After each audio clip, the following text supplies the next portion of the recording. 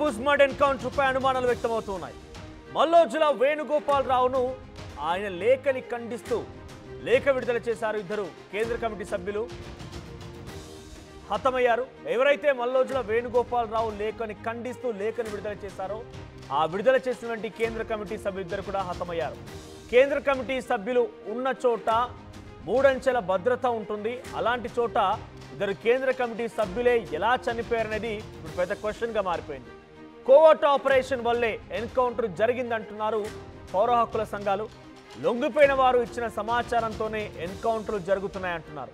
ఎన్కౌంటర్లో చనిపోయిన కట్ట రామచంద్రారెడ్డి అలియాస్ ఊసెండి, కడారి సత్యనారాయణ రెడ్డి అలియాస్ కోసా దాదా మృతి చెందారు.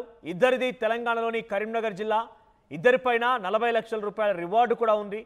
కేంద్ర కమిటీ సభ్యులిద్దరూ ఒకే ఎన్కౌంటర్లో చనిపోవడం గడిచిన 25 ఏళ్లలో ఇదే తొలిసారిగా జరిగిందని చెప్పి అంటూ ఉన్నారు.